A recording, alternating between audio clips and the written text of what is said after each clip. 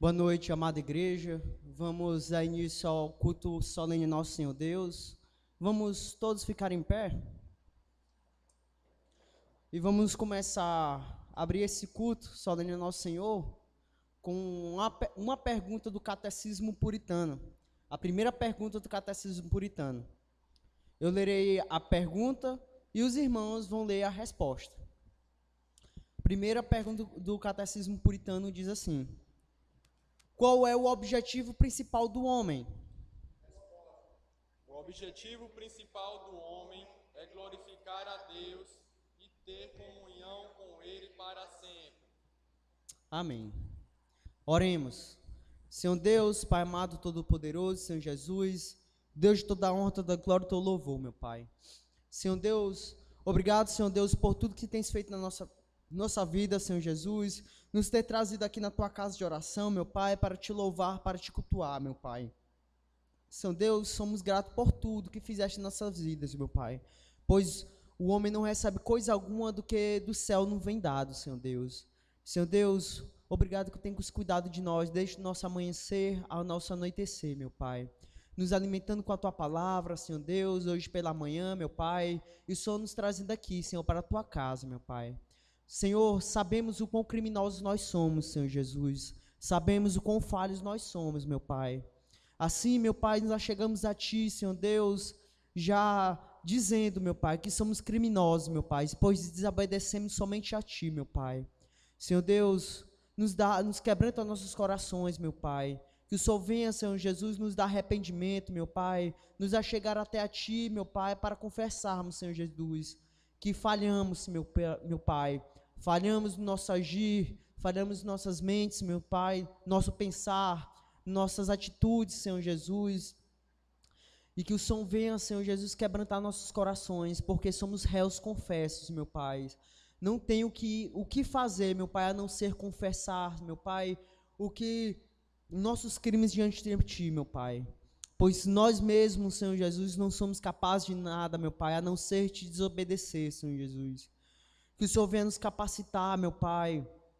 Que o Senhor venha, Senhor Jesus, a estar conosco, Senhor. Sempre nos repreendendo, Senhor Jesus. Sempre, meu Pai, nos disciplinando, meu Pai, para voltar nos Teus caminhos, Senhor Jesus. Pois bem sabemos que o Senhor é nosso Pai, e um bom Pai disciplina seu Filho, Senhor Jesus. Perdão, Senhor Jesus, por tudo isso, meu Pai. Senhor Deus, que o Senhor venha receber, meu Pai, esse culto solene a Ti, Senhor Jesus. Que venhamos Te adorar, Te cultuar e fazer somente tudo aquilo que o Senhor ordenou, Senhor, nas Tuas Escrituras, na Tua Palavra, meu Pai. Que o Senhor receba como um aroma suave em Tuas narinas, meu Pai. Em nome do Senhor Jesus, amém.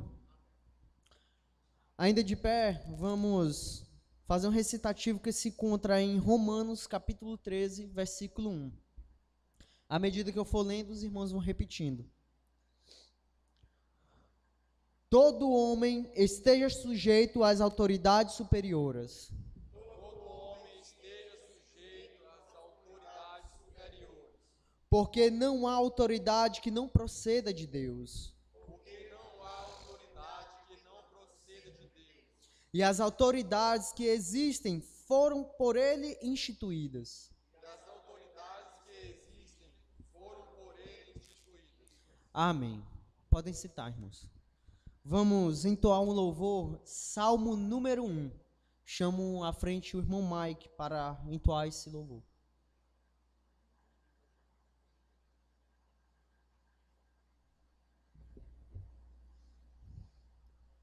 Boa noite, amados irmãos. Entoemos o cântico de Salmo número 1, que está impresso no boletim. Quão bem-aventurado é o homem que não anda conforme as ímpias sugestões de conselheiros maus. Não se detém no caminhar de homens pecadores, nem se assenta em comunhão com o escarnecedor. Porém o seu prazer está na santa lei de Deus, e dia e noite nessa lei medita sem cessar. Qual árvore plantada está junto das muitas águas, tal é o homem, pois no tempo fruto próprio dá. E murcha não será jamais toda a sua folhagem, bem-sucedido ele será em tudo que fizer. Os ímpios nunca são assim, são como a palha ao vento. Dos justos cairão, pois o Senhor conhece bem dos justos a vereda, mas o caminho dos perversos sim perecerá. Amém.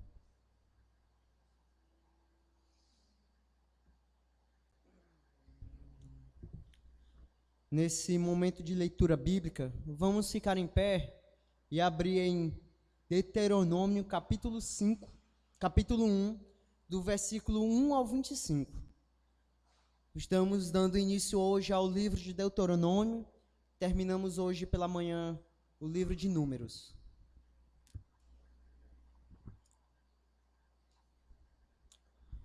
Diz assim: são estas as palavras que Moisés falou a toda Israel, da além do Jordão, no deserto, no Arabá, defronte do mar de Suf, entre Parã, Tofel, Labã, Arezote e Dizabel.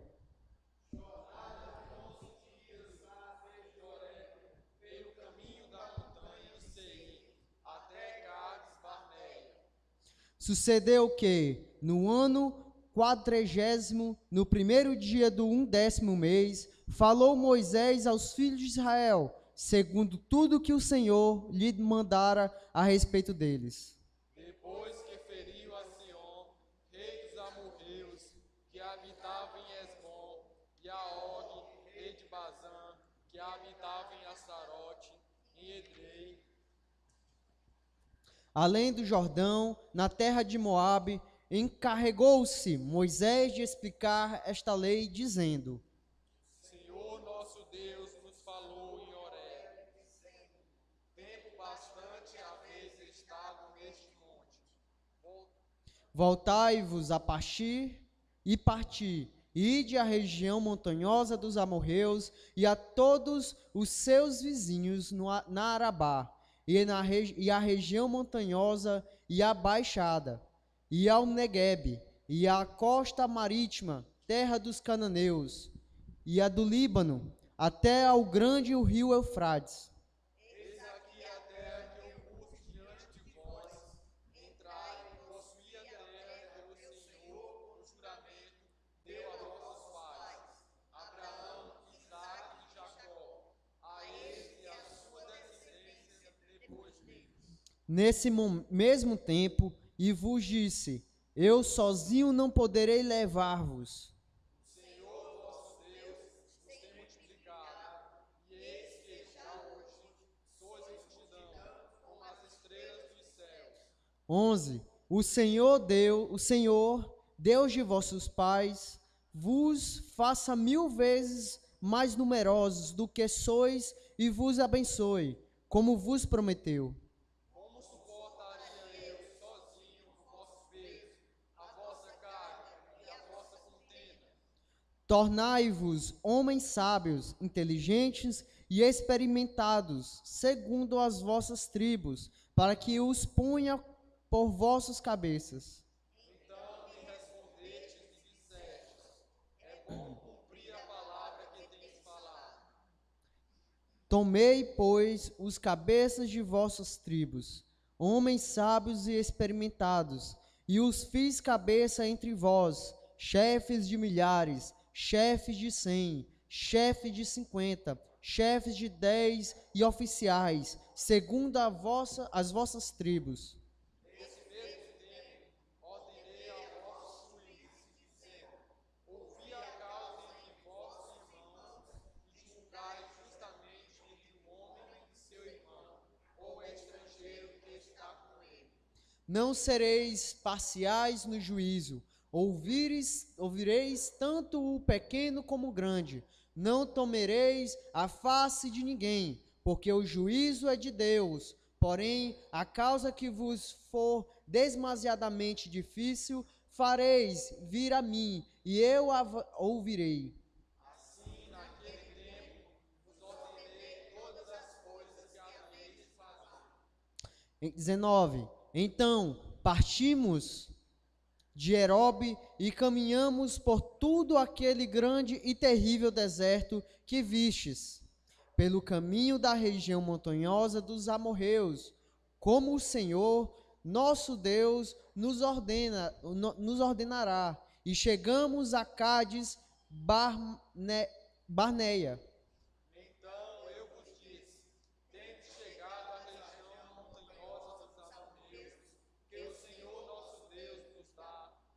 Eis que o Senhor, teu Deus, te colocou esta terra diante de ti. Sobe, possua, como te falou o Senhor. Deus de teus pais, não tem mais e não te assustes. Então todos vós vos chegastes a mim e dissestes: mandemos homens adiante de nós, para que nos espiem a terra e nos digam por que caminho devemos subir e a que cidades devemos ir. 23. Então me pareceu bem, de maneira que tornei dentre vós 12 homens, de cada tribo um homem. Foram-se e subiram a região montanhosa e, espiando a terra, vieram até o vale de Escol. 25. E tornaram do fruto da terra nas mãos, e nolo trouxeram, e nos informaram, dizendo: é terra boa que nos dá o Senhor nosso Deus. Amém. Pode sentar, irmãos.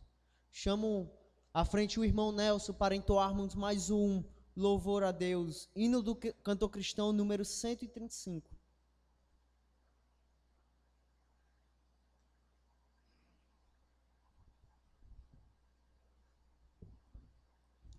Louvemos o nosso Deus com o hino Louvor, 135 do cantor cristão.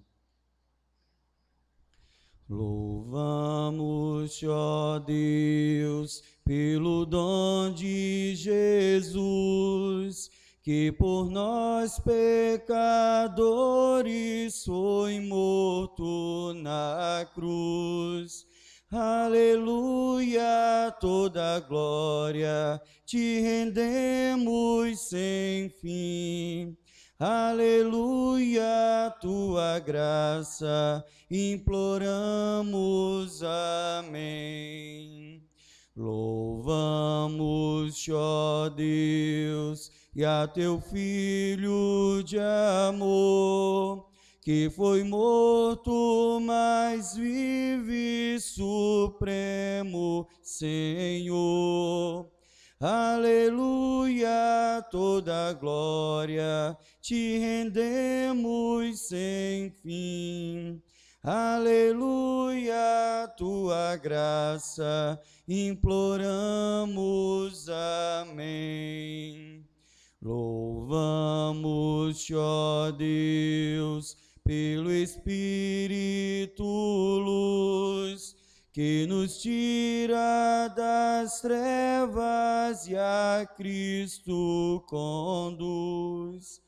Aleluia, toda glória te rendemos sem fim. Aleluia, tua graça imploramos, amém. Ó, vem nos encher de celeste fervor, e fazer-nos fruir teu afável amor. Aleluia, toda glória te rendemos sem fim. Aleluia, tua graça imploramos. Amém.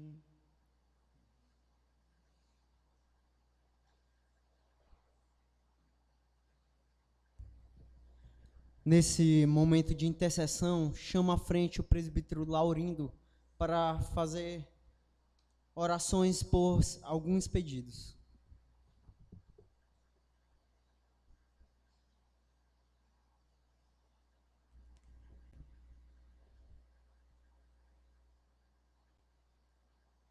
A graça e a paz do nosso Senhor Jesus Cristo esteja com todos nós. Oremos. Senhor nosso Deus, nosso Pai, soberano Senhor de todo o universo. Aqui estamos, Senhor, mais uma vez, para te prestar culto de adoração e louvor. Sabemos, Senhor, que toda esta igreja, Senhor, todas as pessoas que compõem a membresia deste rebanho são pecadores. Todos nós temos consciência disso, Senhor. Mas contamos, Senhor, com a tua misericórdia. Contamos que o Senhor nos dê o perdão dos nossos pecados.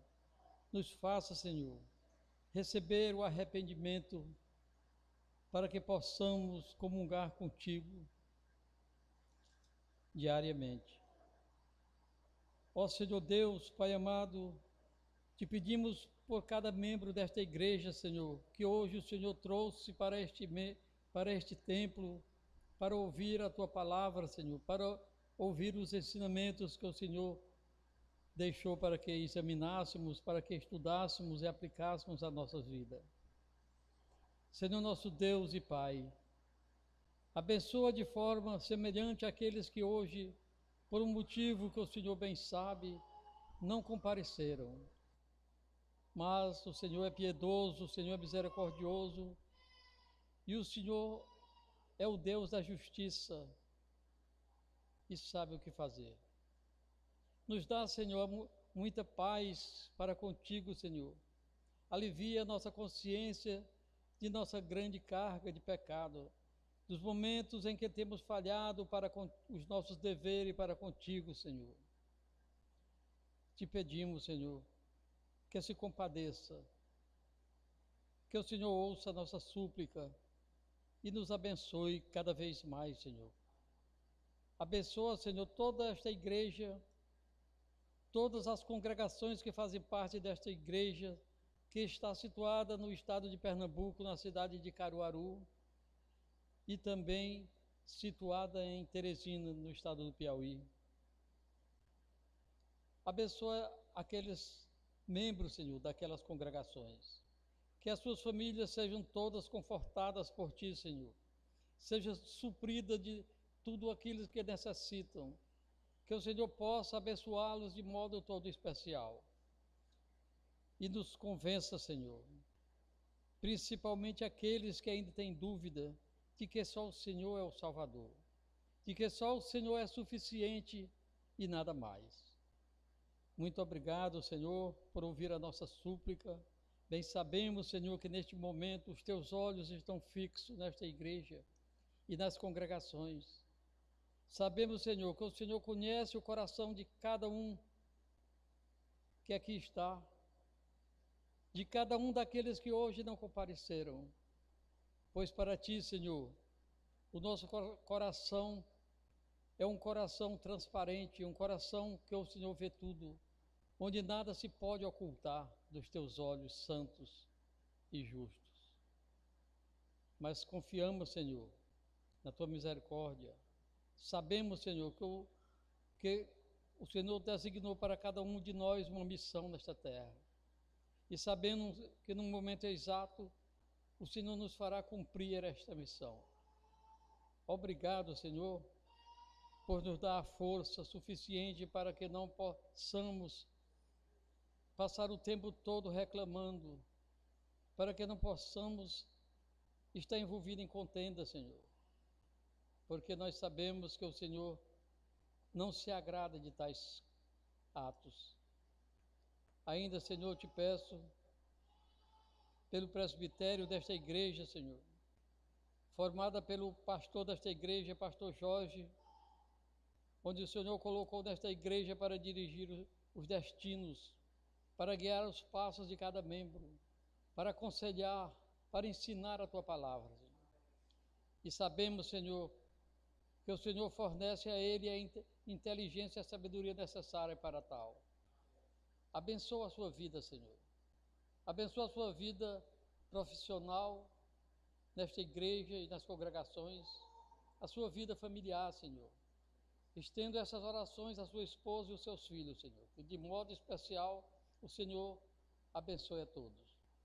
Ainda, Senhor, nestas orações, eu te peço pelo presbítero Diego, que tem se desdobrado em pregar a Tua palavra, Senhor. Tem feito, como o Senhor bem conhece, tudo o que está ao seu alcance. Protege, Senhor, aquele jovem, a sua esposa, o seu filho, de toda trama diabólica que está preparado contra ele. Que o seu escudo, Senhor, esteja protegendo aquela família e que ele obtenha, Senhor, tudo aquilo que a sua mente desejar, se o Senhor assim o quiser. Senhor Deus, Pai amado e querido, ainda estendo essas orações, Senhor, a meu favor, que também faço parte deste presbitério. Que o Senhor me dê vigor, Pai, já na idade avançada que eu me encontro, que o Senhor me dê força suficiente para continuar pregando a Tua palavra, Senhor, para saber estudar cada detalhe que o Senhor nos ensina nas entrelinhas das Escrituras Sagradas. Faça, Senhor, com que a minha inteligência se abra e que eu possa obter tudo o conhecimento que o Senhor quer que eu saiba. Abra, Senhor, os meus olhos para ver os meus pecados, meus defeitos, para que eu saiba me conduzir, Senhor, e conduzir a minha família de igual modo. Que eu saiba, Senhor, consertar a minha casa. Que eu saiba, Senhor, usar as Tuas palavras das Sagradas Escrituras para convencer a todos aqueles da minha família que ainda não Te conhecem, Senhor. Que só o Senhor salva, que só o Senhor é suficiente, que só o Senhor basta. Muito obrigado, meu Deus, por ouvir as minhas palavras, em benefício desta igreja, em benefício de todos aqueles que a compõem. Mas ainda, Senhor, neste momento eu quero Te pedir por todas as autoridades que o Senhor constituiu neste país, neste estado e nesta cidade, Senhor, para que eles se sintam obrigados, Senhor, a cumprir com a Sua palavra, para que eles não se deixem dominar pela corrupção, para que eles não se empolguem com o poder e com o brilho que a riqueza traz, e possam fazer, Senhor, aquilo que o Senhor designou para cada um. Mas se for para a nossa correção, Senhor, seja feita a Tua vontade. Ainda, Senhor, estendo as minhas palavras por todos aqueles vizinhos, amigos, conhecidos, parentes que não Te conhecem, Senhor. Que o Senhor retire dos seus olhos as escamas que os impede de ver a verdade. E que eles possam se sentir atraídos, Senhor, pelo Teu brilho, pelo Teu chamado. Que eles possam, Senhor, sair da obscuridade, sair das trevas, Senhor, e procurar a luz que brilha em Ti. Procurando esta igreja ou outra igreja cristã verdadeira, Senhor, para Te prestar culto, Senhor, para Te adorar, para Te louvar com dignidade e com verdade. Ainda, Senhor, Te peço pelo projeto da igreja para o ano de 2019, Senhor. Que o Senhor possa abençoar a todos os planos que esta igreja fez. Que o Senhor possa concretizar a cada um dos sonhos que está no coração de cada membro desta igreja, fazendo com que se realize tudo aquilo que planejamos. E ainda, Senhor, pela comunhão reformada que está se formando nesse estado do Piauí, através de pessoas dignas, através de obreiros, através de membros das igrejas que estão formando, e pela tua vontade, pela tua santa e poderosa vontade, haverá de ser abençoado por ti, Senhor. Se não já estiver totalmente formalizado na tua mente, Senhor. Que o Senhor dê aos líderes deste sonho, Senhor, a realização. Por isso, Senhor, confiados em Ti, oramos em nome de Jesus Cristo. Amém.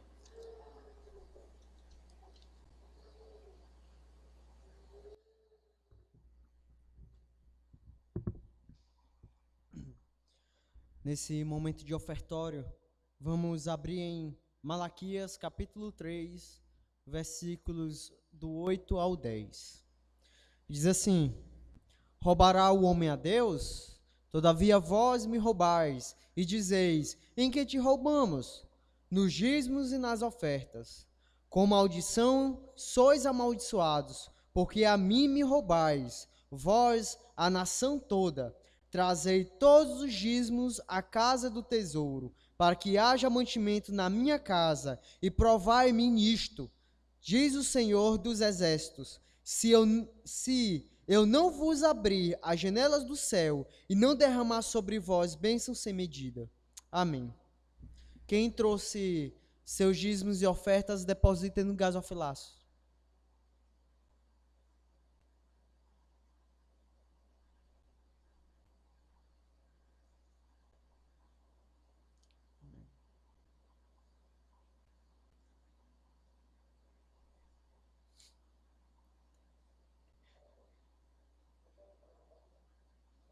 Abra. Pode abrir.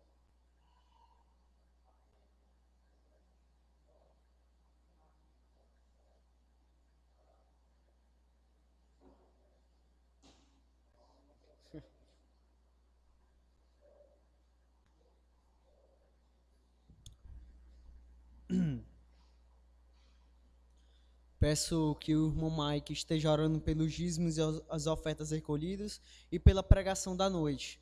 Logo após, a palavra está com o pastor Jorge. Oremos. Amado Deus e Pai, Deus Todo-Poderoso, te agradeço, ó Pai, pelas ofertas e dízimos que aqui foram recolhidas, Senhor. Que cada uma dessas ofertas venham ser utilizadas para a tua obra. Amado Pai, eu te peço ainda mais pela pregação, que nossa mente possa estar voltada aqui para a pregação, que venhamos a aprender mais e mais a tua palavra e que não esqueçamos de aplicá-la em nosso dia a dia, ó Pai. É isso que eu te peço em nome do teu Filho amado, Jesus Cristo. Amém.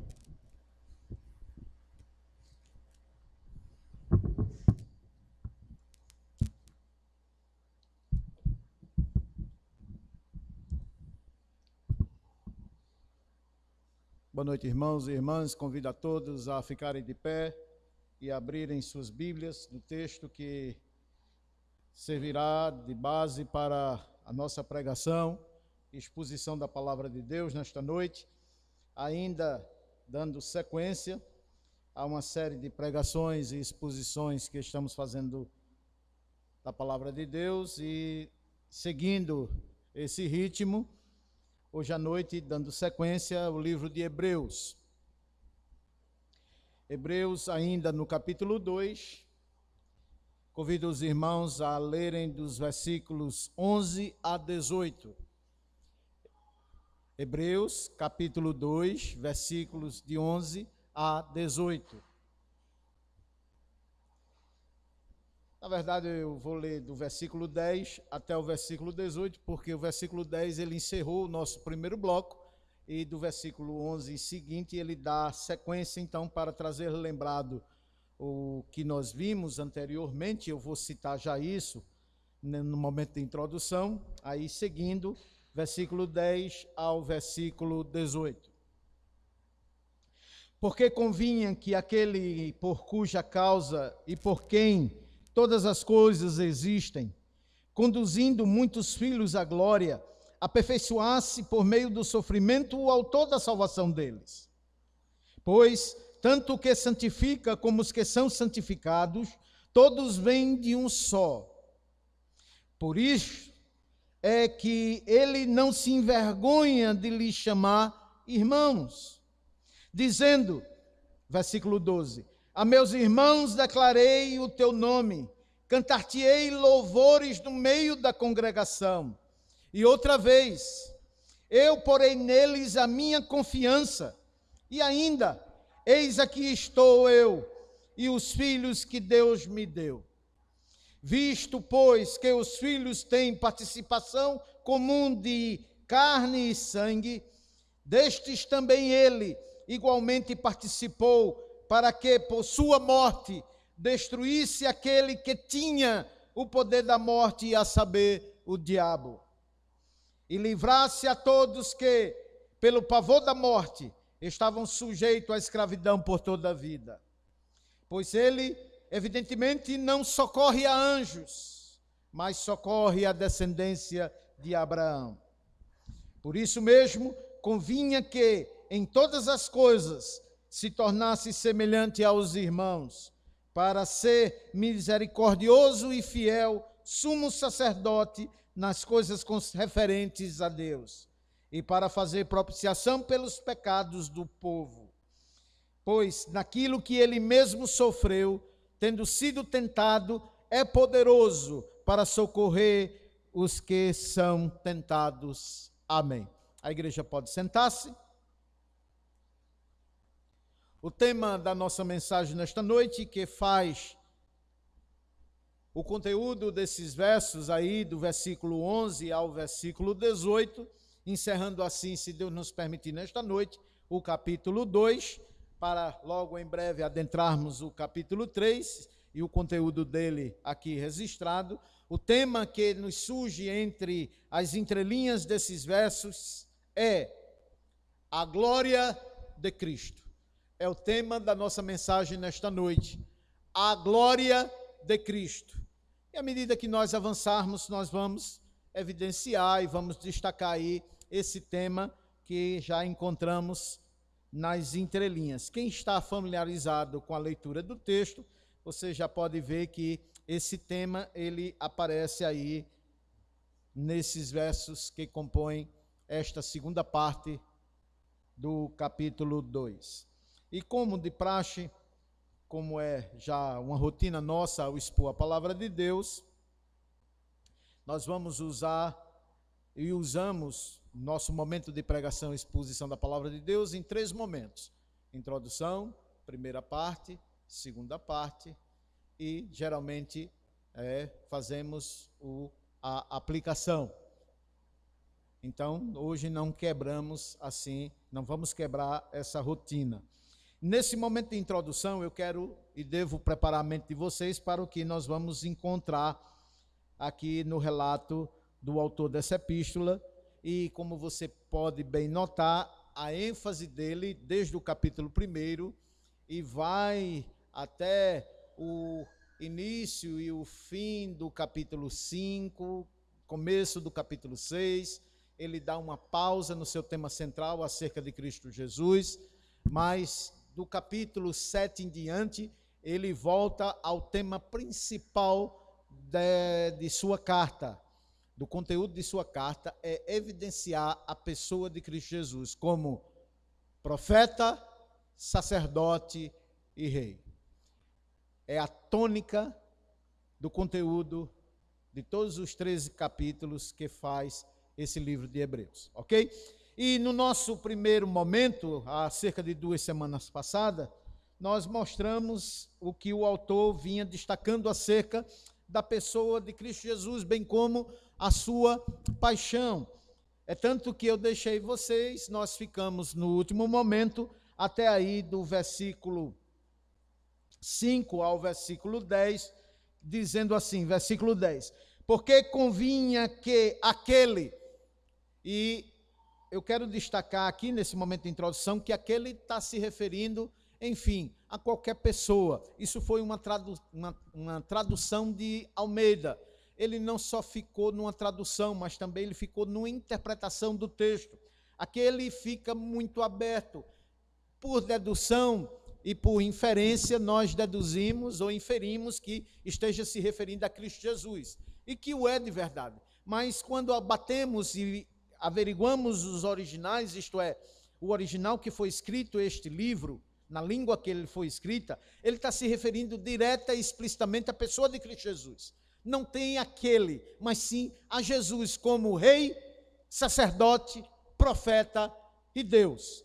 Então é assim, porque convinha que Jesus, por cuja causa e por quem todas as coisas existem como Deus, lembra-se de João, capítulo 1, o Evangelho de João, capítulo 1, no princípio era o Verbo, e o Verbo estava com Deus, porque o Verbo era Deus, e todas as coisas foram feitas por Ele, isto é, por Deus, e sem Ele, a segunda pessoa da divindade, nada se faria. É a mesma coisa que o autor está aqui se referindo, a pessoa de Jesus Cristo, como homem e como ser divino, por cuja causa e por quem todas as coisas existem, conduzindo ele, Jesus, na forma humana, muitos filhos à glória, e aperfeiçoar-se por meio do sofrimento, isto é, Deus o Pai, o autor da vida, Jesus, a segunda pessoa da divindade. Então o autor, ele encerra esse momento do capítulo 2 com essas sentenças. E do versículo 11 até o versículo 18, ele vai tratar acerca de Jesus, do seu ministério, de suas aplicações na sua pessoa humana, como na sua pessoa divina. Porém, antes, convido vocês a abrirem suas Bíblias na epístola que o apóstolo Paulo escreveu à igreja em Éfeso, que se encontrava em Éfeso nos seus dias. Efésios capítulo 2.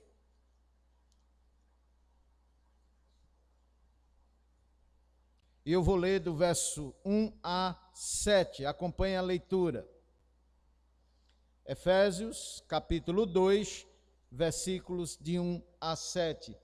Ele diz assim: E ele vos deu vida, estando vós mortos nos vossos delitos e pecados, nos quais andastes outrora, segundo o curso deste mundo, segundo o príncipe da potestade do ar, do espírito que agora atua nos filhos da desobediência, entre os quais também todos nós andamos outrora, segundo as inclinações da carne, fazendo a vontade da carne e dos pensamentos, e éramos por natureza filho da ira como os demais. Mas Deus, sendo rico em misericórdia, por causa do grande amor com que nos amou, e estando nós mortos em nossos delitos, nos deu vida juntamente com Ele, pela graça sois salvos. Até o 7. E juntamente com Ele nos ressuscitou e nos fez assentar nos lugares celestiais em Cristo Jesus, para mostrar nos séculos vindouros a suprema riqueza da sua graça, em bondade para conosco, em Cristo Jesus. Amém. Então, assim como o autor aos Hebreus, ele enaltece a pessoa e o ministério realizado por Cristo Jesus, Paulo também, ele dá ênfase às mesmas palavras, às mesmas situações que o autor aqui aos Hebreus, no capítulo 2, do versículo 10 ao versículo 18, do versículo 11 ao versículo 18, ele chama a pessoa de Cristo e a obra que ele realizou. Daqui a pouquinho nós vamos voltar novamente a Efésios capítulo 2, verso 1 a 7, precisamos fazer alguns destaques, como também Efésios capítulo 2, ainda, versículo 13 a 19, precisamos também, daqui a pouquinho, voltar neles para fazermos alguns destaques. Tendo dito isto, voltemos a nossa atenção agora para o texto em si, e como sempre dividimos esses versos em 3 partes, em 3 blocos, para facilitar o meu, o seu, o nosso entendimento. O primeiro bloco nós encontramos aí do verso 11 a 13, tendo já novamente explicado, né, e reiterado o assunto à mente de vocês, à memória de vocês. O nosso segundo bloco vai dos versículos 14 a 16, e o terceiro e último bloco, versículos 17 e 18. Lembrando que fazemos isso para facilitar as explicações, bem como a aplicação do texto. Lembrando, conforme disse o apóstolo Paulo, escrevendo à igreja de Roma, lá no capítulo 15, quando Paulo fala que aos irmãos da igreja em Roma,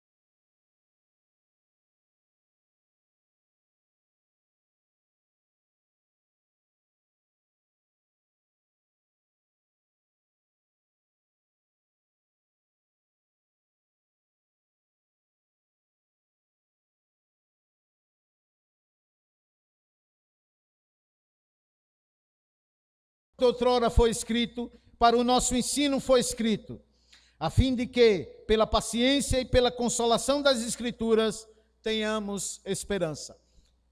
É verdade que Paulo, quando fala aqui aos Romanos, ele está se referindo ao Antigo Testamento, a todos os livros que compõem a Antiga Aliança. Mas não quer dizer que a posteriori também os próprios escritos, não só do apóstolo Paulo, como os demais apóstolos e servos do Senhor que escreveram o que hoje nós conhecemos como o cânon do Novo Testamento, está se referindo às mesmas aplicações. Porquanto tudo quanto outrora foi escrito, seja o Antigo e Novo Testamento, para o nosso ensino foi escrito, a fim de que pela paciência e pela consolação das Escrituras sempre tenhamos esperança. Essa é a nossa oração na pessoa de Cristo Jesus, agora e para sempre. Amém. Isto é, nós temos grandes lições para nós hoje. E nosso primeiro bloco, versículo 11 a 13 do capítulo 2. Mais uma vez eu vou ler e fazer as devidas observações, destaques e aplicações. Pois tanto o que santifica como os que são santificados, todos vêm de um só.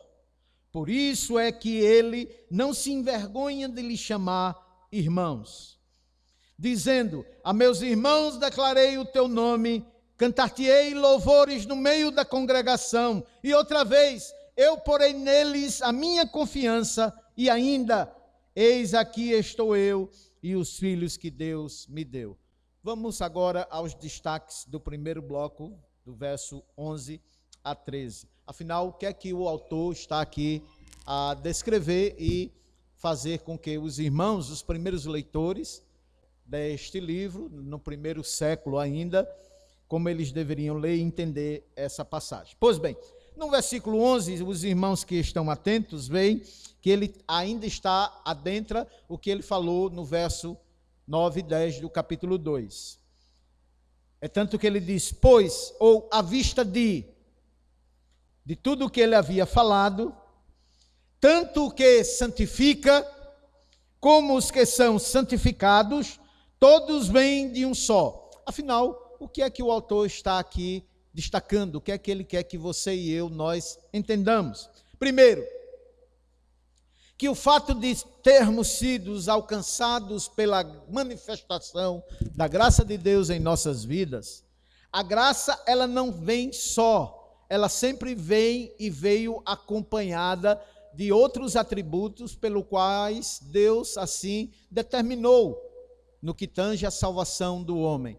Graça, ela é acompanhada de fé, de perseverança e de tudo aquilo que diz respeito a mim, a sua, a nossa comum salvação. Mas também essa graça, ela vem acompanhada e deve vir acompanhada de santificação.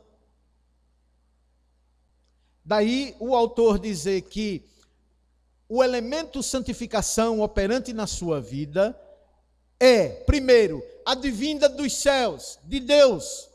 Deus santifica você. Deus tem santificado a mim, a você e a todo o seu povo.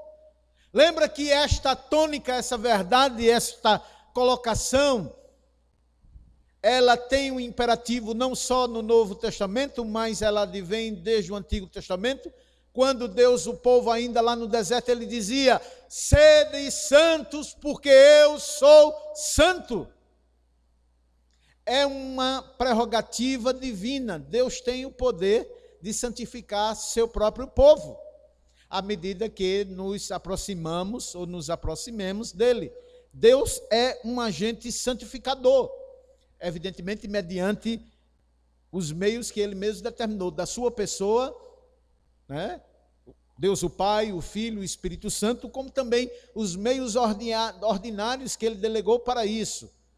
Nós somos também santificados ao ouvirmos da sua palavra, certo? E também nós podemos e devemos trabalhar em prol da nossa, minha, sua, nossa santificação.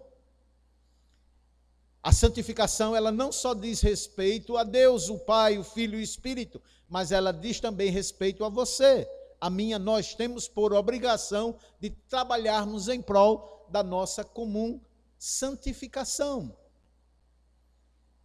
É uma santificação advinda dos céus, ao qual a própria divindade trabalha em prol de, e também nós podemos aperfeiçoar e fazer a santificação em nós crescer, através dos meios ordinários a qual Deus destinou. Quais são esses meios?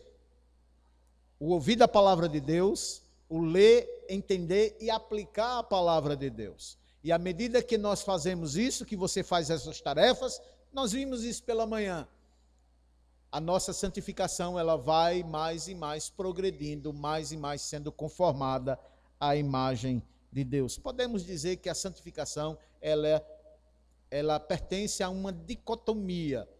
Ela é divina, mas ela também é humana. Então é isto que o autor aqui está dizendo. Pois tanto o que santifica, como os que são santificados, todos vêm de um só. Apesar da pessoa aqui não aparecer, a qual o autor se refere, mas fica implícito a que pessoa ele está se referindo. Isto é, a Deus o Pai. Nós somos obras da manifestação da vontade de Deus o Pai. Não está explícito aqui no texto, mas podemos entendê-la de forma explícita, porque Deus é o autor não só da nossa salvação, da nossa santificação, mas também do fato de você existir. Jesus deixou isto bem claro nos seus ministérios terrenos. Você não é obra do acaso. Você não está aqui por vontade de nenhuma outra criatura senão de Deus, pois somos feituras de Deus Pai, criados por Ele para a prática de boas obras, as quais Ele preparou essas boas obras para que andássemos nela desde antes da fundação do mundo. Paulo escreveu isso a Timóteo, lembra? Pois bem, é a essa pessoa que o autor está se referindo. Todos vêm de um só, a saber, Deus Pai. Mediante isto, Almeida colocou aqui, por isso é que ele, agora a segunda pessoa da divindade, Jesus, o que o autor aqui está querendo destacar é que, por sermos obra das mãos e da vontade divina, mediante o desejo de Deus o Pai, por meio da sua graça, passamos a pertencer à família divina. Nós fomos recebidos para participarmos, por meio da adoção, a uma família divina. É aqui, olha, segunda parte do versículo 11. Por isso é que ele, isto é, se referindo a Jesus, não se envergonha de lhe chamar irmãos. E ele complementa isto com uma passagem citada, extraída não do Novo Testamento, mas já da antiga aliança. Um livro profético, o livro de Salmos, versículo 12, dizendo, olha aí, dizendo ele, 2 pontos, a meus irmãos, declarei o teu nome, ó Deus, o Pai. Cantar-te-ei louvores no meio da congregação, diz o Senhor. Vocês sabem que passagem paralela é essa? Abram suas Bíblias no Salmo 22. Para ficar isto de forma explícita e bem autenticada, quando o filho reconhece ser aqueles vasos, homens, mulheres, e todos aqueles que por meio da profissão de fé recebem a manifestação da graça de Deus na sua vida, por meio do Espírito Santo como nosso penhor, Jesus já tinha essa palavra profética acerca dos seus irmãos. Salmo 22, versículo 22. Olha lá. Salmo de Davi, 22, versículo 22. A meus irmãos declarei o teu nome, cantar-te-ei louvores no meio da congregação. Isto é Jesus, juntamente com seus irmãos, seu povo, cantando, louvando e bendizendo a glória excelsa de Deus o Pai, Jesus homem, juntamente com seus irmãos. Ele está se referindo à pessoa de Jesus humana, bem como também à pessoa de Jesus divina. E já aqui, nessa segunda parte do versículo 11, o nosso tema, a nossa temática, ela começa a se mostrar no horizonte não tão próximo, um horizonte ainda um pouco distante, um pouco tardio. A glória de Cristo começa aqui a ser exaltada, a pessoa do nosso Senhor. E Ele mesmo sendo Deus, Ele já desde os primórdios do tempo, Ele diz, a meus irmãos, mesmo quando ainda não havia nascido. Lembre-se, quem escreveu esse livro dos Salmos foi Davi. Mas Jesus, segundo a palavra profética, já estava nos lombos de Davi. Certo? A meus irmãos, versículo 12 de Hebreus 2, declarei o teu nome, cantar-te-ei juntamente com ele, louvores no meio da congregação. Versículo 13, e outra vez ele diz, eu porei neles a minha confiança, e ainda, eis aqui estou eu e os filhos que Deus o Pai me deu. Vocês entendem isto? Que você foi e está inserido, não numa família carnal, pai, mãe, irmãos, primos, tios, tias, avós, ligados por sangue, meramente por sangue, e em vindo ou advindo a morte, todo e qualquer laços humanos, eles são e serão desfeitos. Seu pai vai deixar de ser seu pai, sua mãe deixará de ser sua mãe, seu esposo deixará de ser seu esposo após sua morte, é tanto que após a morte sua, o homem estará livre para contrair novo casamento, ele vai amar uma nova pessoa, uma nova mulher, ou ela vai amar um novo homem, possivelmente ter filhos, a vida continua, mas uma vez inserido nessa família divina, jamais esse vínculo será quebrado, uma vez unido para toda a eternidade. É isto que o autor aqui ressalta. Irmãos, olhem, vocês, em outras palavras, foram e são e estão inseridos na família divina. Olha que glória, por causa de Cristo Jesus nós alcançamos, vocês alcançaram. Olha que glória, sermos partícipes da família não humana, mas da família divina por meio de Jesus Cristo. E o versículo 13, e ele outra vez diz: eu porei nele a minha confiança, e ainda, eis aqui estou eu e os filhos que Deus me deu. Nós somos obra da criação de Cristo Jesus. Também. Porque tudo foi criado por meio dele e para ele. E sem ele nada do que foi feito, sejam homens, mulheres, crianças, animais, répteis, tudo foi criado por ele e por meio dele. Porém, distintivamente, nós passamos a participar da família divina por meio de Cristo Jesus. Por favor, abram suas Bíblias em João, no Evangelho segundo escreveu João, para fecharmos esse primeiro momento, esse primeiro bloco. E eu quero conduzir vocês, a mente de vocês, a ter uma visão e uma percepção clara do que estamos aqui afirmando, não só o que o autor aos Hebreus nos diz, mas também o que as demais porções das Sagradas Escrituras tratam desse mesmo tema, ou ao tratar deste mesmo assunto. Evangelho de João, capítulo 15, versículos de 13 a 15. Evangelho de João, capítulo 15, versículos 13 a 15. Olha o que é que Jesus, relatado aqui por João, o autor desse evangelho, nos diz. João 15, 13 a 15. Ninguém tem maior amor do que este, de dar a alguém a própria vida em favor dos seus amigos. Vós sois meus amigos, se fizeis o que eu vos mando que vós façais. Todavia já não vos chamo mais servos, porque o servo não sabe o que faz o seu senhor. Mas tenho-vos chamado amigos, porque tudo quanto ouvi do meu Pai vos tenho dado a conhecer.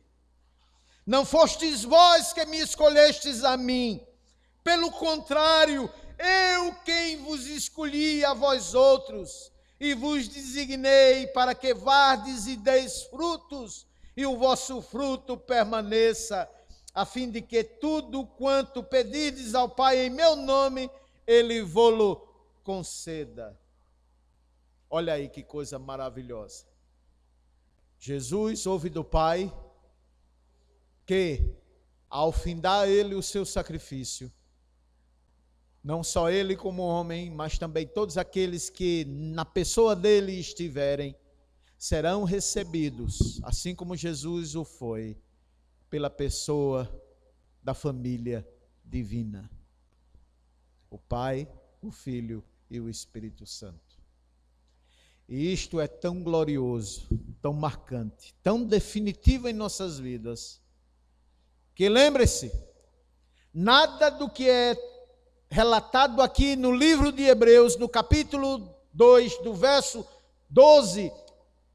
versículo 11 ao versículo 13, bem como por todo o livro, nenhuma promessa dessa nós iríamos alcançar, se mesmo Adão não tivesse comido do fruto proibido. Porque nenhuma destas promessas de sermos recebidos como família divina fora sequer balbuciada na pessoa de Adão, mas sim tão somente na pessoa de Cristo. Todas essas promessas nós temos recebido por causa da pessoa de Cristo Jesus.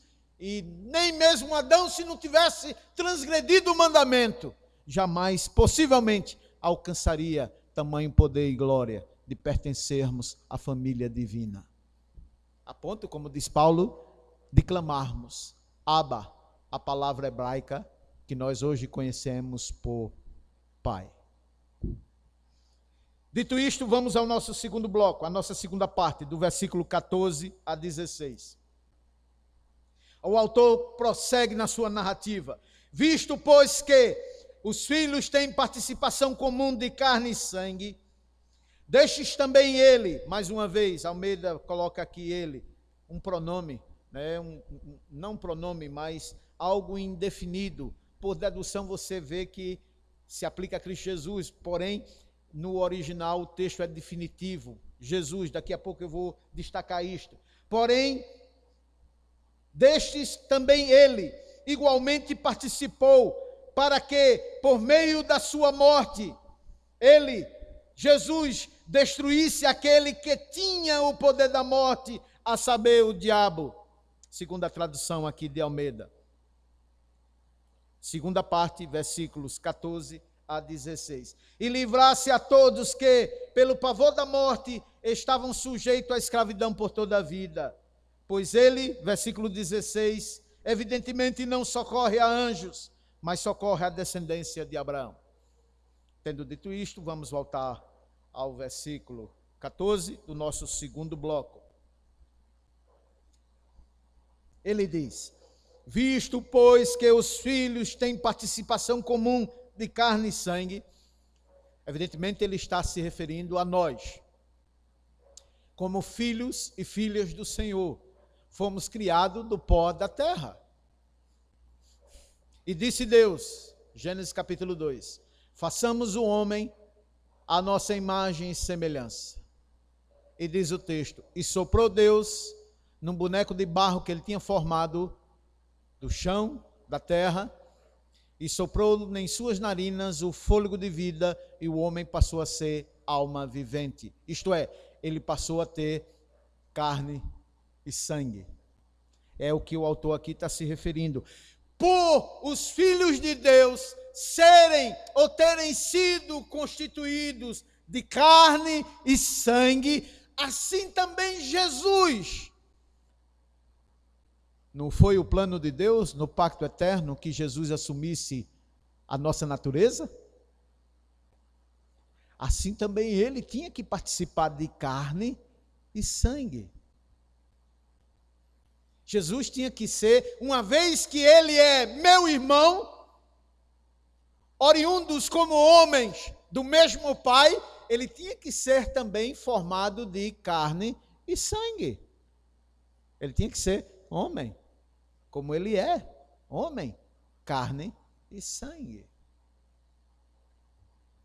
E isto ficou bem claro que, mesmo depois da sua ressurreição, quando um dos seus discípulos descrente afirmou, antes de ver Cristo ressuscitado, o seu Cristo ressuscitado, se eu não meter o meu dedo nas suas chagas, e se eu não ver os cravos que foram abertos na sua pele por causa dos pregos, jamais crerei que ele ressuscitou dentre os mortos.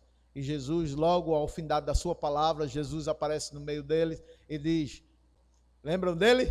Tomé, vem cá, Tomé, me dá aqui tua mão. Não, senhor, me dê aqui sua mão. Olha aqui o que a lança fez comigo. Olha aqui que os cravos fez na minha mão, nos meus pés. Olha a marca que os espinhos, a torceira de coroa de espinho fez na minha testa. Carne e sangue. Jesus é verdadeiramente homem, mas também é verdadeiramente Deus. E ele fez isso com um propósito bilateral. Não único, mas bilateral. Primeiro, promover a própria glória dele como Deus Criador. E segundo, promover a minha, sua, nossa eterna felicidade, paz com Deus. É isso que o autor está dizendo aqui. Visto, pois, que os filhos têm participação comum de carne e sangue, destes também ele. Mais uma vez, Almeida aqui, ao invés de fazer uma simples tradução, ele faz uma interpretação, que na verdade, ao invés de facilitar, ele obscurece a pessoa de Cristo. O autor está se referindo a Jesus. Por dedução, você crê que seja Jesus, mas não pode ser só por dedução, é certeza, ele está se referindo a Jesus. Igualmente participou, para que, por meio da sua morte, vamos à nossa segunda parte do bloco 2, destruísse aquele que tinha o poder da morte, a saber, o diabo. E aqui precisamos gastar um tempo. Eu sei que tem traduções de Almeida que nesse texto se refere a Satanás como tendo ainda poder sobre a morte. E a pergunta é: desde quando e por que Satanás teria poder sobre a morte? Eu não sei se uma tradução sua aí, em mãos, como é que diz aí, o final do versículo 14. Ele participou de carne e sangue igualmente para que, por sua morte, destruísse aquele que tem o poder da morte, a saber, o diabo. E, na verdade, escrituristicamente, nós não encontramos nenhum respaldo quanto a isso.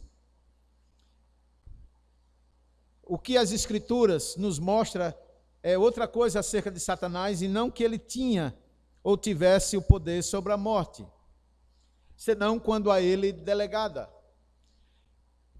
E aqui eu quero lembrar tão somente a mente de vocês, no caso de Jó, quando uma investida de Satanás, Deus chama a atenção de Satanás quanto a seu servo Jó, e Satanás incita Deus contra Jó, e ele pede autorização a Deus e recebe essa autorização para tocar na vida física de Jó. Porém, Deus lhe adverte que ele não deveria tocar na vida e morte. Eu estou me referindo aqui de Jó. Ora, se Satanás tivesse de fato algum poder de forma legítima, autoritativa sobre a morte, ele não precisaria obedecer a Deus, tendo em vista que a morte já lhe estivesse sobre o seu domínio. É tanto que ele aflige com enfermidades múltiplas o corpo de Jó, porém não o mata. Satanás, obedecendo a Deus, que o próprio nome assim o diz, opositor e aquele que se levanta contra tudo aquilo que diz respeito ao ser Deus, a pessoa de Deus ou daquilo que Deus requer. Então, Almeida, na verdade, criou um problema aqui. E para corroborar com isso, por favor, abram suas Bíblias em Mateus, capítulo 28. Mateus, capítulo 28.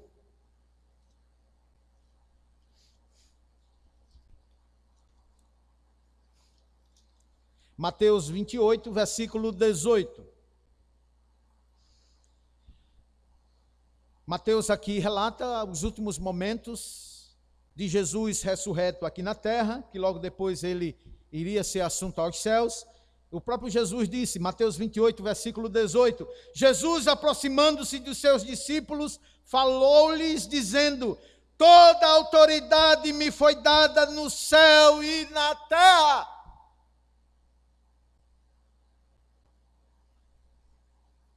Jesus, como homem, recebeu e tinha autoridade sobre todas as coisas, sobre a vida e sobre a morte.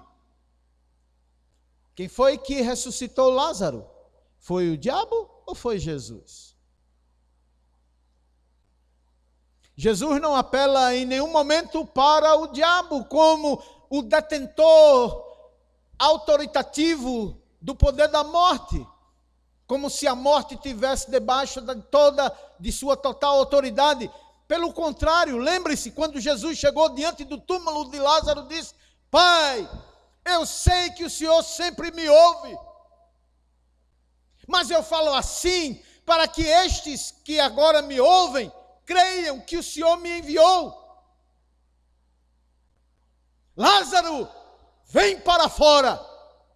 No nome de quem Jesus usou para ressuscitar Lázaro?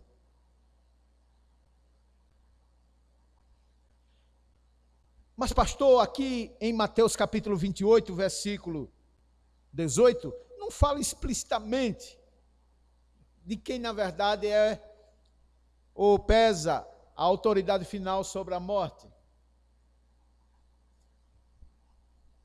E eu digo a você, concordo com você, mas deixe-me apresentar o texto. Apocalipse, capítulo 1. Apocalipse, capítulo 1, versículo 18. O que é que diz aí? Apocalipse 1, 18. E aquele, vamos ler do versículo 17, para ficar bem entendido. Quando o vi, isso é João se referindo a Jesus. É só você ler todo o capítulo 1, do versículo 12 em diante. Quando eu o vi, caí a seus pés como morto. Porém ele pôs sobre mim a sua mão direita, dizendo: não temas, João, eu sou o primeiro e o último. E aquele que vive, estive morto, mas eis que eu vivo pelos séculos dos séculos, e tenho o poder de quê?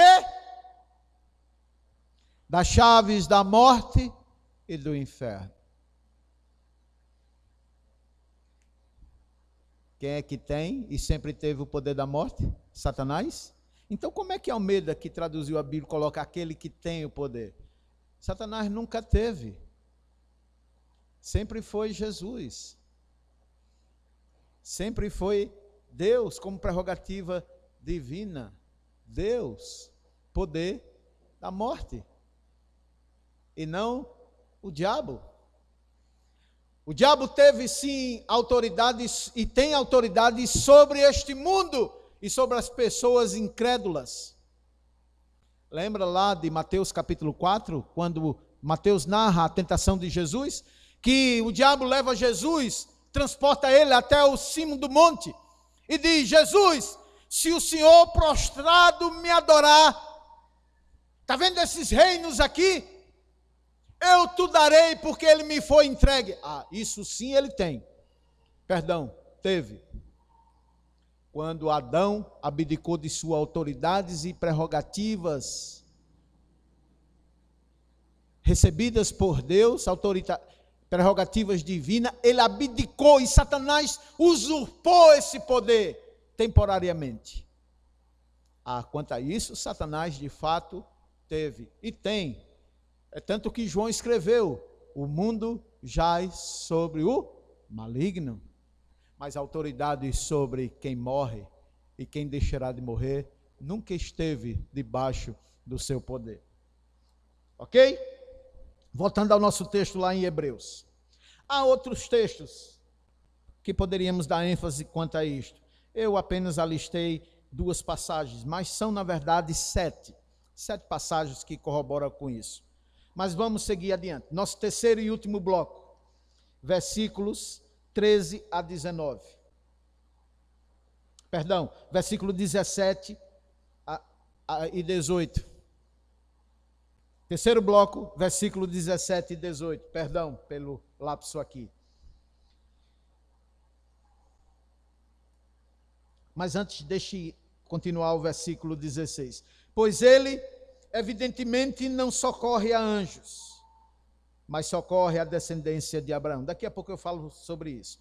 Por isso mesmo convinha que ele em todas as coisas se tornasse semelhante aos irmãos, para ser misericordioso e fiel sumo sacerdote nas coisas referentes a Deus, e para fazer propiciação pelos pecados do seu povo, pois naquilo que ele mesmo sofreu, tendo sido tentado, é poderoso para socorrer os que são também tentados como ele, ou assim o foi. No versículo 16, o autor nos diz aqui que Deus não salva anjos. Deus não tem um plano de salvação para anjos. Nunca teve e jamais o terá. Deus não salva anjos. Não tem nenhum plano salvífico, plano B para anjos. Aqueles que juntamente com Satanás se rebelaram nos céus e fizeram um levante, um cisma contra o próprio Criador, estes que caíram nesta transgressão, me referindo a anjos, eles caíram de forma irreversível. Não tem plano de salvação para anjos. Nunca teve e jamais terá. Ao contrário dos homens, há sim, para esses há a manifestação da graça de Deus. Bem que o autor poderia se referir a Adão. Adão foi salvo mediante Cristo Jesus. Deus prometeu salvação ao casal, a Adão e Eva. Eles foram salvos não neles mesmos, porém foram e alcançaram salvação na pessoa de Cristo Jesus, no Cordeiro que fora prometido a Eva, ao herdeiro. E está lá em Gênesis, quando Deus, o Pai, promete o Salvador do casal por meio da semente da mulher. Certo? Tendo dito isto, agora versículo 17. Por isso mesmo, mediante tudo que eu apresentei, o autor aqui prossegue aonde explode o nosso tema, a glória de Cristo Jesus, que mesmo sendo Deus, esvaziou-se a si mesmo e assumiu a forma de homem, de servo, para se tornar um com seus irmãos em tudo. Para se tornar um conforme seus irmãos e diz respeito a tudo. Jesus é o nosso irmão mais velho.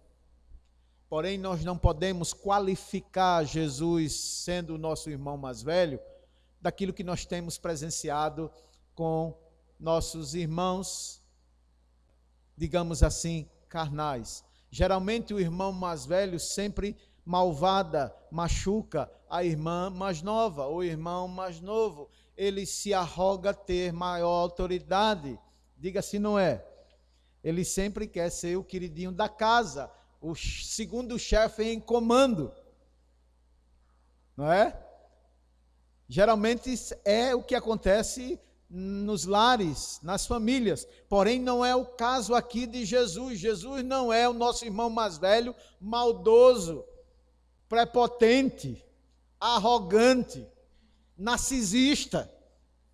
Eu posso continuar aqui com os qualificativos ou até mesmo predicativos. Mas o que o autor está se referindo aqui, que mesmo Jesus sendo o nosso irmão mais velho, porque ele de bom grado assumiu essa forma, ele é o irmão, nosso irmão mais velho, amoroso, afetivo, a ponto dele dar sua própria vida em prol dos seus irmãos. Porque é ele quem nos consola. É verdade que ele nos repreende e nos disciplina, não para que a sua autoridade seja reconhecida, estabelecida ou glorificada, mas como nosso irmão amoroso, ele tem cuidado de nós. E o autor aqui segue: por isso mesmo convinha que ele, em todas as coisas, se tornasse semelhante a seus irmãos, para ser misericordioso, fiel, e seu nosso grande sacerdote, sumo sacerdote. Isto é, qualquer problema que eu tiver, de qualquer natureza que seja, qualquer necessidade de qualquer natureza que seja, eu tenho um irmão de carne e sangue, amoroso, fiel, poderoso, que pode e vai me socorrer você, todas as vezes que você disto se lembrar e recorrer a ele como seu irmão mais velho. Lembra que Jesus disse: olha, já não chamamos mais vocês de servos. Os servos não sabem o que o Senhor faz, mas tenho lhe chamado de irmãos, porque eu quero dizer a vocês o quanto vocês são um comigo e serão um em mim. Ele está pronto, preparado, e mais do que está pronto e preparado, ele é poderoso, porque ele é Deus, homem, para me socorrer, para socorrer a você, nos momentos que, por ele, mediante a pessoa dele, invocarmos.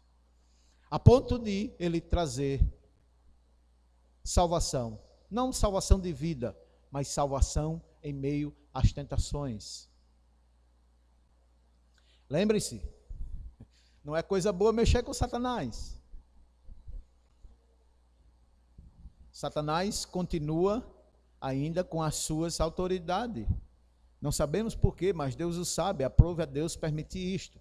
A ponto que a segunda pessoa, além de Satanás, não ousar, segundo o autor do livro, cujo título leva o seu nome, Judas, dizer que nem mesmo Miguel, que disputava juntamente com Satanás o corpo de Moisés, o porquê e para quê, Deus não nos deu resposta, não nos deu razão, mas louvado seja o nome do Senhor. O próprio Miguel, que acima dele só a própria triunidade, disse que o Senhor te repreenda, Satanás. Sim, que o Senhor te repreenda.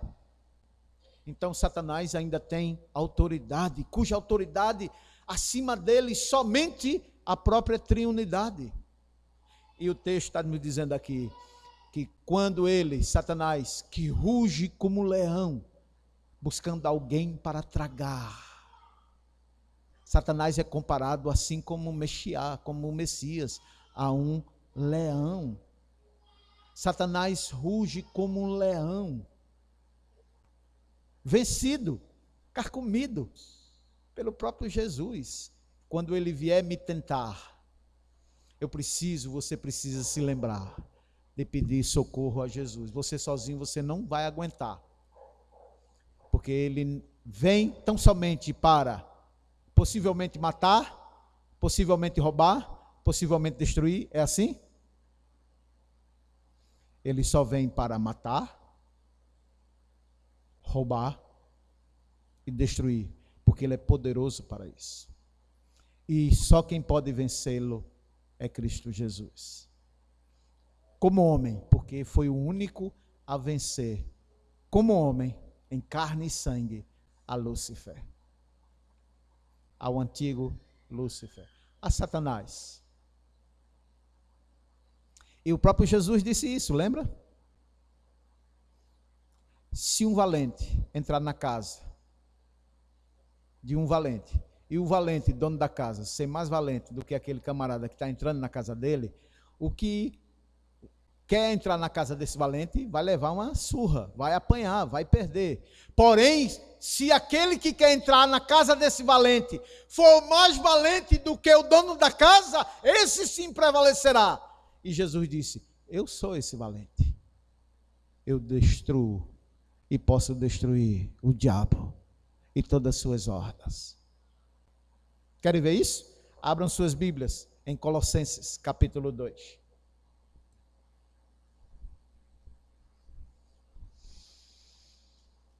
Colossenses 2, versículo 14 e 15. Colossenses 2, 14 e 15. Tendo Jesus Cristo cancelado o escrito de dívida que era contra nós e que constava de ordenanças, o qual nos era extremamente prejudicial, removeu inteiramente de nós, encravando ele na sua cruz.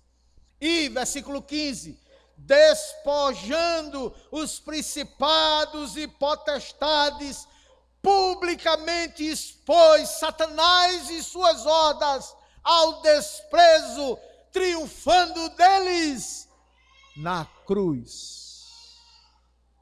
Jesus zombou de Satanás, zombou dos demônios, literalmente é isso que Paulo está dizendo aqui, zombou deles. A cena é mais ou menos assim: imagine um grande general que conquistou e acabou de conquistar um reino poderoso, até então invencível, e eles são conquistados por esse general, comandante em chefe do seu exército. Ele, vamos aqui numa figura de linguagem antiga, advindo no seu grande cavalo, e sobre as suas mãos uma corrente grossa, pesada, porém muito comprida, andando pelas praças, pelas ruas, e ele chacoalhando, machucando todos aqueles manietados a essa grande corrente. E esse comandante em chefe em rua, dizendo: eis aí um exército até então invencível, eis aí esse general fraco, pálido, vencido, dobrado sobre o meu poder e minha autoridade de Jesus. É isso que Paulo está falando aqui em Colossenses 2,15. Triunfando dele sobre a cruz e o expondo ao vitupério. Como ele diz aqui, expondo Satanás ao desprezo, triunfando dele na cruz.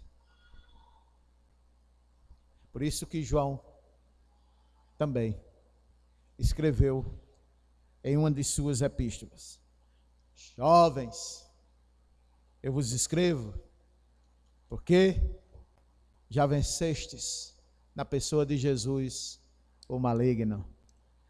Eu sou um com Cristo Jesus. Então eu com Cristo já venci, já vencemos o diabo e suas hordas, por causa do meu Redentor, por causa do meu irmão Jesus Cristo. A glória de Cristo foi o tema da nossa mensagem nesta noite. Que Deus a todos abençoe e convida a todos a ficarem de pé. Vamos passar ao nosso segundo momento, após a pregação da palavra. Convido a todos a abrirem suas Bíblias em 1 Coríntios, capítulo 11, e vamos passar ao memorial da ceia.